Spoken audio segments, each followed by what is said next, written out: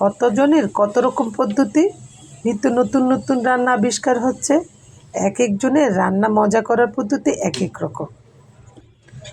আজকে আমার বাচ্চাদের কিছু পছন্দের খাবার রান্না করে নিব। দেখেন তো খাবারগুলি মজার হয়েছে কিনা।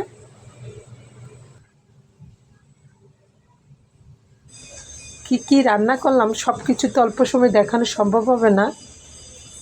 এরই মধ্যে কিছু কিছু আপনাদের সাথে শেয়ার করছি। এখন রান্নার সব উপকরণই আমি গুছিয়ে নিলাম যাতে রান্নাটা করতে ইজি হয়ে যায়।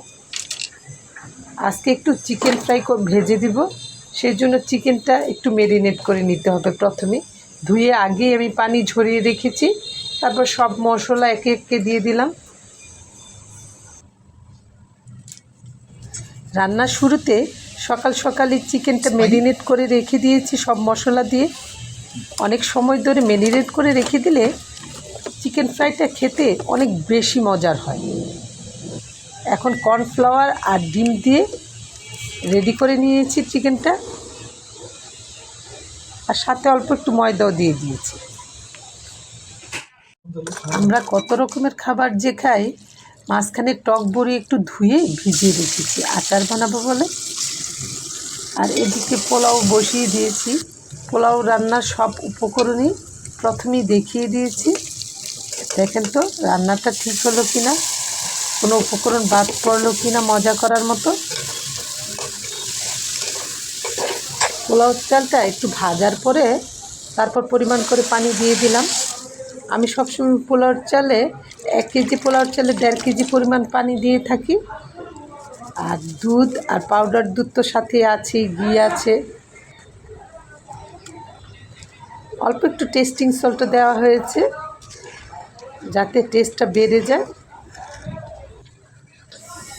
সবশেষে কাঁচামরিচ আর অল্প একটু কিশমিশও দিয়ে দিলাম।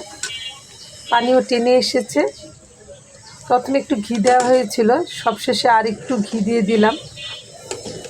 এখন ঢেকে তাড়াতাড়ি করে দমে দিয়ে দিতে হবে। আমি 20 মিনিটের মতো দমে দিয়ে দিয়েছিলাম।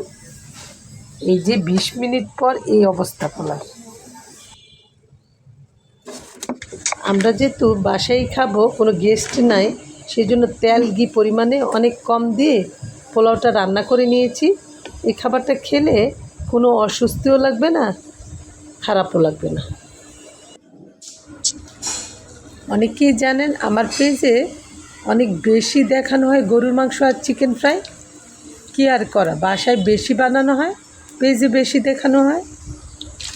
সব রান্না শেষ, এখন গরম গরম চিকেন ফ্রাইটা ভেজে নিলে সবাই খেতে বসবে।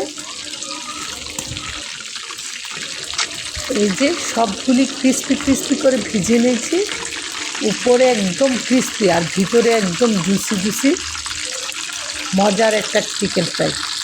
সবাই ভালো থাকবেন। আল্লাহ হাফেজ।